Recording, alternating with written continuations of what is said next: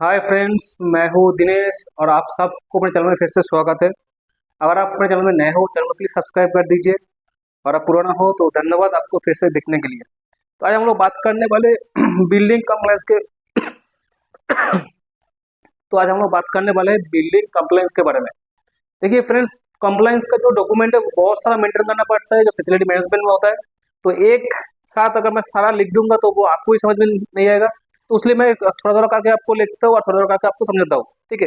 और एकदम end of the video मैं पूरा जो लिस्ट है वो मैं पूरा लिस्ट एक साथ लिख दूंगा, या फिर आप मुझे कमेंट कर दीजिएगा, तो जो मेरे पास पीपीटी बना हुआ है मैं वो आपको शेयर कर दूंगा, ठीक है। चलिए करते हैं शुरू।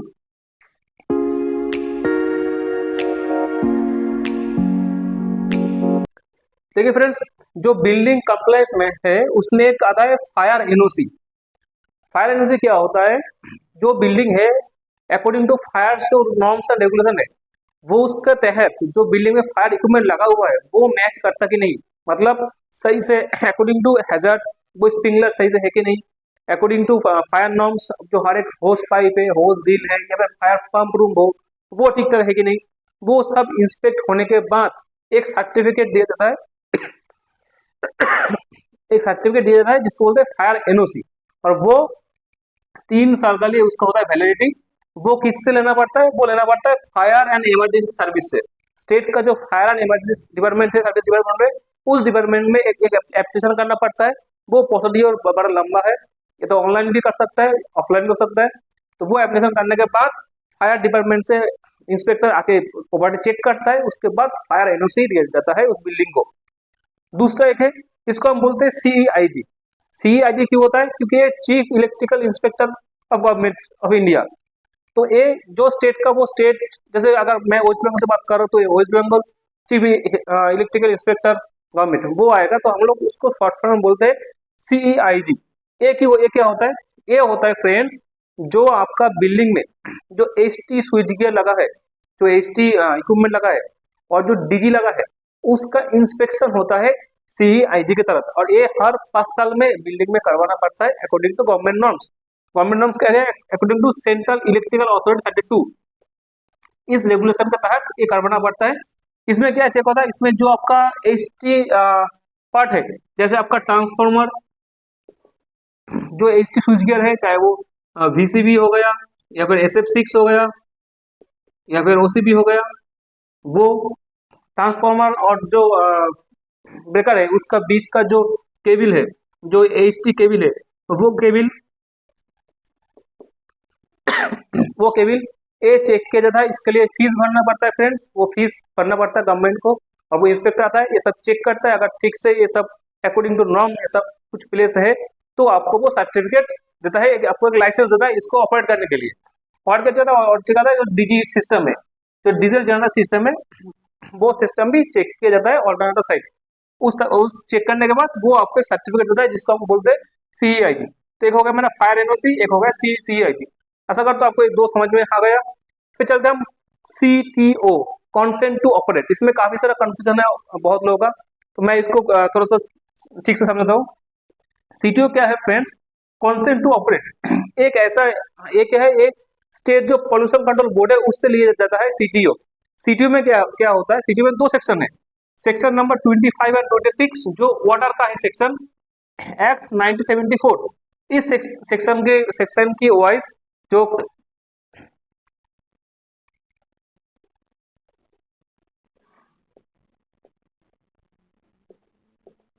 हाँ, इस सेक्शन के एक सेक्शन के वाइज जो वाटर यूज करते हैं बिल्डिंग में, वो जो वाटर यूज होता है, जितना कंजप्शन होता है, मतलब जितना कंज्यूम होता है वाटर, और जितना वाटर जिससे होता है डेन में, तो वो वाटर के पैरामीटर्स होता है वो मेंटेन करना पड़ता है। उस दौरान एक सर्टिफिकेट, मतलब एक इंस्पेक्शन देता है स्टेट पोल्यूशन कंट्रोल बोर्ड, ताकि जो वाटर आपका बिल्डिंग से निकल रहा है वो वाटर में कुछ पॉइजन कुछ ना हो, तो वो टेस्ट करके देखना पड़ता है। ये हर 5 ईयर्स में होता है रेडियो पर्सन टू ऑपरेट। इसमें जो 2 सेक्शन है, इसके लिए हम लोग को हर एक साल में अलग अलग पैरामीटर चेक करना पड़ता है। जैसे कि जो वाटर का मैं बोल दिया कि वाटर जो यूज हो रहा है वो वाटर में कितना केमिकल्स है, कुछ नहीं है, कुछ पार्टिकल है जो एनवायरमेंट का हानि पहुंच सकता है, वो पैरामीटर चेक होता है। उसके लिए हम लोग ईयरली चेक करते हैं, वाटर टेस्ट करते हैं हम लोग। एक ऑथोराइज जो लैब होता है गवर्नमेंट का, वो या फिर किसी भी जो ऑथोराइज लैब होता है, ऑथोराइज लैब से वो वाटर चेक करना पड़ता है, उसमें जो पैरामीटर्स है वो हम लोगों को देखने के लिए। तो फ्रेंड्स ये तो आपको कराना है सीटीओ, उसके साथ आपको ईयरली 5 साल में करवाना है। और जो वाटर टेस्ट है बिल्डिंग में, ये भी आपका आ गया कंप्लेंस में, इसका ही पार्ट है, ये कंप्लेंस में आ गया, तो इस दौरान आपको वाटर टेस्ट भी करवाना है।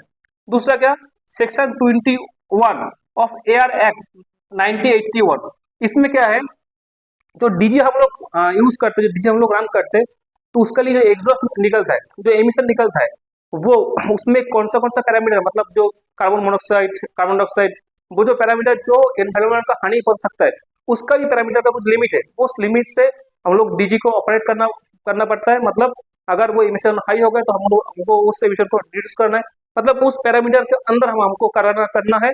और उस दौरान डीजी का जो नॉइस है, जी का नॉइज लेवल भी हम लोग को मेंटेन करना पड़ता है, तो वो नॉइज के लिए और एमिशन का परमिशन के लिए भी हमको सीटीओ, कॉन्सेंट टू ऑपरेट, ये लेना पड़ता है। तो एक हो गया फायर एनओसी, जो 3 साल में करना पड़ता है। सीआईजी करवाना पड़ता है, जो एसटी साइड है उसके लिए, और जो डीजी का ऑल्टरनेट साइड है डीजी है उसके लिए करवाना पड़ता है।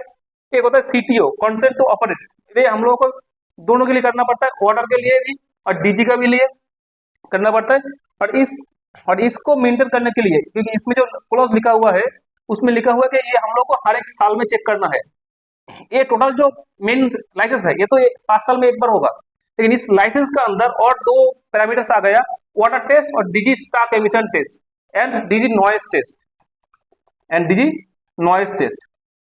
तो कितना हो रहा है, 1 2 3, और इसका अंदर और 2 4 5, तो 4 5 हो गया। वाटर टेस्ट ये मुझे साल में एक बार कराना है, और डीजी जो स्टाक एमिशन टेस्ट है वो भी साल में एक बार कराना है, और डीजी जो नॉइज टेस्ट है वो भी एक बार कराना है। नॉइज टेस्ट का एक पैरामीटर है नाइट में 55 डेसिबल, एंड जो डे में होगा वो 65 डेसिबल, इससे ज्यादा नहीं होना चाहिए। और अकॉर्डिंग टू जो सीपीसीबी है, उस नॉर्म के तहत डीजी रूम से 1 मीटर के अंदर डीजी का जो मैक्सिमम साउंड लेवल है वो 75 तक मार्जिन है, वो हम लोग कर सकते हैं। दूसरा है डीजी रजिस्ट्रेशन, जैसे हम लोग को डीजी के लिए ए वाला हो गया सीआईजी परमिशन, जो डीजी इंस्टॉलेशन का परमिशन है।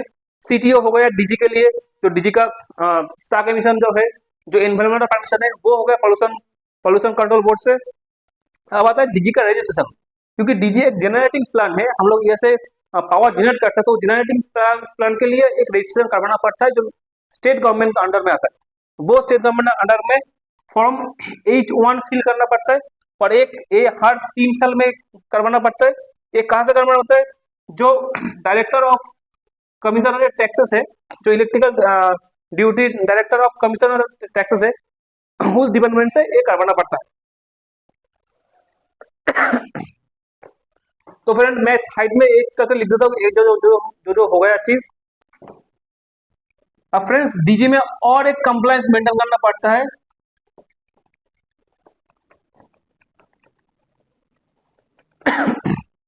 वो होता है हम लोग जो डीजी, जैसे डीजी मैंने पहले बोला था, डीजी एक पावर जनरेटिंग स्टेशन है, तो जितना पावर जनरेट होता है, उस पावर जनरेट का जो कंजप्शन मतलब जो किलोवाट होता है, उस हिसाब से गवर्नमेंट को भी फीस देना पड़ता है। वो लगभग 20 पैसा होता है, मतलब वो मंथली करना पड़ता है, मंथली, जिसको हम लोग बोलते हैं DG seize payment.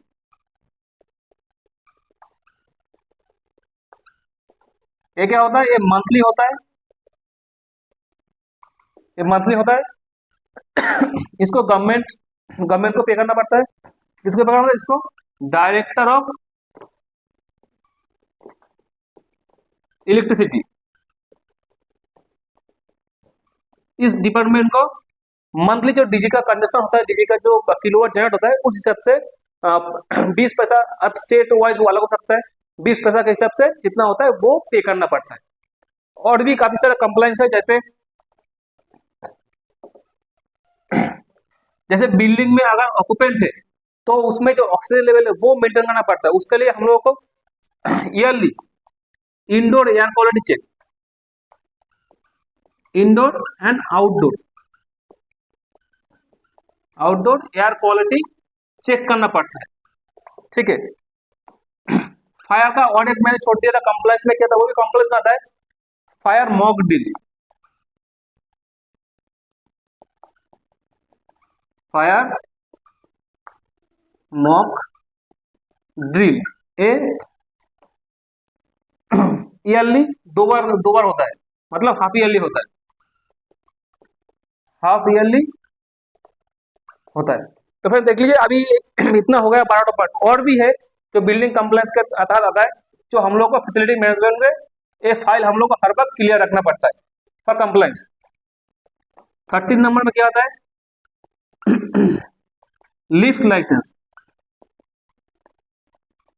Lift licence हर एक साल में रिन्यू करवाना है, मतलब ईयरली एक बार होता है रिन्यू इसका लिफ्ट लाइसेंस। तो लिफ्ट लाइसेंस हर एक साल में रिन्यू करवाना है ये भी जो स्टेट गवर्नमेंट का बॉडी है वही से ये रिन्यू होता है। दूसरा नहीं, 14 नंबर है, अगर साइट पे डीजी सिस्टम यूज हो रहा है तो उसके लिए फ्यूल भी यूज होता है, मतलब high speed diesel HSD use होता है। तो एचएसडी रखने के लिए, क्योंकि ये हाई एक्सप्लोसिव है, तो इसके लिए पेसो से परमिशन लेना पड़ता है, और ये परमिशन लेता है 5 साल के लिए। पेसो मतलब petroleum and explosive safety organisation. तो इस डिपार्टमेंट से लाइसेंस लेना पड़ता है एचएसडी एक्ट के लिए, मतलब आपका प्रीमिसेस में कितने एचएसडी का कैपेसिटी है, कितना आप स्टोर कर रहे हो, उसके लिए हर एक 5 साल में ये चीज रिन्यू होता है, ये लाइसेंस रिन्यू होता है, और ये लाइसेंस मिला है, तो ये भी कॉम्प्लेक्स के अंदर आता है। फिर फ्रेंड्स 15 नंबर आता है, अगर आपका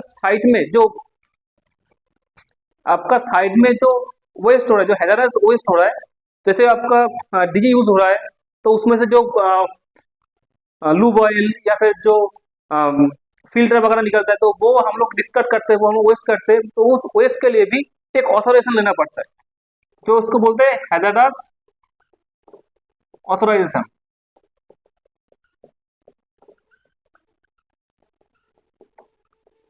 एक लाइसेंस होता है, जो लाइसेंस आपको दिया जाता है कि आप जितने भी वेस्ट आपका बिल्डिंग हो रहा है, वो आप किसी गवर्नमेंट वेंडर को, किसी ऑथोराइज वेंडर को आप वो वेस्ट दे सकते हो, ठीक है।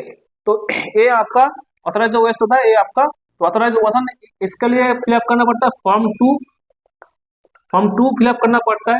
ये हर एक 5 साल के लिए होता है वैलिडिटी इसका, और ये पोल्यूशन कंट्रोल बोर्ड से दिया जाता है।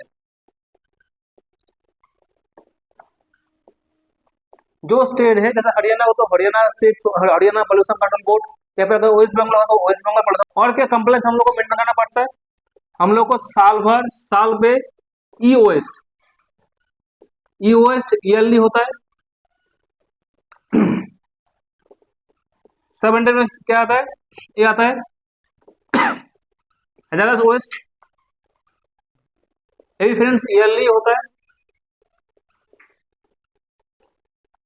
और बता 18 नंबर में बताए एनुअल एनवायरमेंटल स्टेटमेंट,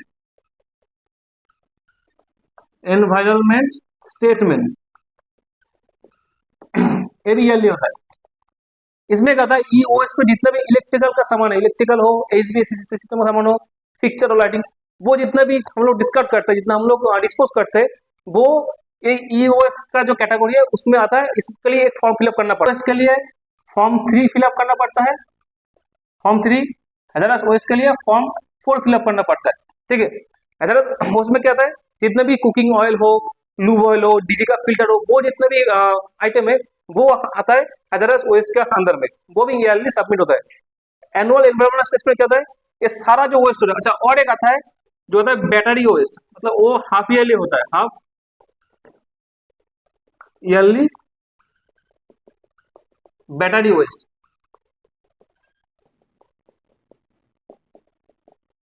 और एक होता है हाफ ईयरली बैटरी वेस्ट। ये जो वेस्ट है, मतलब ये सब फ्रेंड्स ये होता है वेस्ट रिटर्न। तो वेस्ट रिटर्न में क्या आता है, एक आता है हैजार्डस वेस्ट जो फॉर्म 2 फिलअप किया जाता है, ये आपका 5 साल में होता है, मतलब ये ऑथोराइज वेस्ट कि आप जो मटेरियल है आपके पास वो आप वेस्ट कर सकते हो, उसका ऑथोराइजेशन गवर्नमेंट आपको देता है, वो सर्टिफिकेट है ऑथोराइजेशन वेस्ट, ये 5 साल के लिए होता है। और हम लोग क्या मेंटेन करना पड़ता है, ईओएस मेंटेन करना पड़ता है, उसलिए हम लोग को बिल्डिंग में जितने भी इलेक्ट्रिकल का आइटम हो या फिर एचवी सिस्टम का आइटम है जो हम लोग डिस्पोज करते हैं, उस आइटम को उस क्वांटिटी को हम लोग को फॉर्म 3 में फिलअप करके वो हम लोग गवर्नमेंट को सबमिट करना पड़ता है। वो होता है ईयरली। हजारा ओएस में क्या आता है, हजारा ओएस में आपका ईयरली आता है, एक फॉर्म 4 फिलअप होता है। इसमें हजारा ओएस में जितना आपका डीजी का फिल्टर हो गया, लूब ऑयल हो गया, डीजी का जो ऑयल हो गया, वो हम लोग जो डिस्पोज करते हैं वो हम लोग फिलअप करते हैं फॉर्म 4 में, आई होता है yearly. Half yearly battery wash क्या होता है, बैटरी वॉश हाफ ईयरली होता है। एक फ्रेंड्स का क्राइटेरिया कि कितने बैटरी आप यूज कर रहे हो उसके ऊपर ये आपको करना पड़ता है, तो ये हाफ ईयरली होता है। और इस तीनों को मिला के ई वेस्ट, हैजार्डस वेस्ट और हाफ ईयरली और बैटरी वेस्ट, तीनों को मिला के साल में ये होता है एक बार एनुअल एनवायरमेंटल स्टेटमेंट, ये फॉर्म 5 में आता है। तो तीनों का समरी है उसमें, उसको इसमें ऐड करना है। और इसमें जो फूड वेस्ट है वो भी इसमें ऐड होता है। फूड से याद आया, अगर ऑफिस में कैफेटेरिया है, अगर ऑफिस में कैफेटेरिया है तो उसके लिए FSSAI लाइसेंस लेना पड़ता है। फूड के लिए FSSAI लाइसेंस करवाना पड़ता है और इसको भी रिन्यू करवाना पड़ता है, और ये हर 1 साल में इसका रिन्यू होता है। ठीक है, तो ये हो गया आपका 20। तो फ्रेंड्स और एक आखिरी मैं आपको समझ देता हूँ जो होता है ऑक्यूपेंसी सर्टिफिकेट। ये एक्चुअली हम लोग को मेंटेन नहीं करना पड़ता है, लेकिन ये जानना जरूरी है। ऑक्यूपेंसी सर्टिफिकेट क्या होता है, जब बिल्डिंग कंप्लीट होने का बाद, जब बिल्डिंग कंप्लीट सर्टिफिकेट CC जिसको बोलते हैं बिल्डिंग BC सॉरी जिसको बिल्डिंग कंप्लीट सर्टिफिकेट, जो प्रोजेक्ट जब कंप्लीट होता है तब गवर्नमेंट से ये पर जो अथॉरिटी है उनसे एक कंप्लीट सर्टिफिकेट लिया जाता है। उसके बाद वो सर्टिफिकेट को सबमिट किया जाता है एप्लीकेशन थ्रू स्टेट गवर्नमेंट, जो स्टेट गवर्नमेंट है उनको सबमिट किया जाता है। उसमें क्या होता है, हर एक चीज बारीकी से चेक होता है, मतलब हेल्थ एंड सेफ्टी का फायर सिस्टम ठीक है कि नहीं, या फिर जो CIG है जो सिस्टम है वो ठीक है कि नहीं। तो ये सब कुछ चेक करने के बाद जो ऑक्यूपेंट है उनको रहने का परमिशन दिया जाता है, तब इशू किया जाता है ऑक्यूपेंसी सर्टिफिकेट। अगर बिल्डिंग में ऑक्यूपेंसी सर्टिफिकेट नहीं होता है तो उस बिल्डिंग ह्यूमन के लिए सेफ नहीं होता है, तो वो भी एक कंप्लायंस का सर्टिफिकेट है। ऐसा कि हम लोग को बार बार रिन्यू नहीं करना पड़ता, वन टाइम होता है, लेकिन ये जानना जरूरी है। अगर फैसिलिटी मैनेजमेंट में हो तो आपको ये चेक करके लेना है, अगर नया प्रॉपर्टी आपका हैंड ओवर आता है तो फ्रेंड्स टोटल A21 नंबर मैं आपको जो बिल्डिंग कंप्लायंस है वो मैं आपको बता दिया। आप चाहे तो स्क्रीनशॉट ले लीजिए। मैं एक बार आपके लिए इसको दोहराता हूँ। फायर NOC 3 साल में, CIG जो चीफ इलेक्ट्रिकल इंस्पेक्शन होता है, एक्चुअली इंस्पेक्शन होता है, इंस्पेक्शन होता है, वो होता है HT स्विच गियर के लिए और DG के लिए। CTO कॉन्सेंट टू ऑपरेट वो वाटर के लिए लिया जाता है 5 साल के लिए, और consent to operate DG emission के लिए लिया जाता है वो भी 5 साल के लिए। वाटर टेस्ट हम लोग करते हैं ईयरली, वो मेंटेन करना चाहिए। DG stock emission test yearly करवाना पड़ता है। DG नॉइस टेस्ट ईयरली करवाना पड़ता है। DG रजिस्ट्रेशन जो है वो आपको हर 3 साल में इसको रिन्यू करवाना है। DG सेस पेमेंट है, मतलब DG हम लोग जो पावर जनरेट करते हैं उसका पावर जनरेट का चार्ज जो गवर्नमेंट को देना पड़ता है उसको बोलते हैं सीस पेमेंट, ये हम लोग को मंथली करवाना पड़ता है। Indoor and outdoor air quality check ये हम लोग को करवाना पड़ता है ईयरली। फायर मॉकड्रिल ये हाफ ईयरली करवाना पड़ता है, ये बहुत ही इंपॉर्टेंट है, फायर मॉकड्रिल करवाना है, एक as per national building code के तहत आता है। ग्लिप जो लाइसेंस है वो ईयरली रिन्यू होता है। HSD के लिए जो लाइसेंस आता है वो PESO से आता है, मतलब petroleum and explosive safety organisation, वो 5 साल के लिए होता है वैलिडिटी।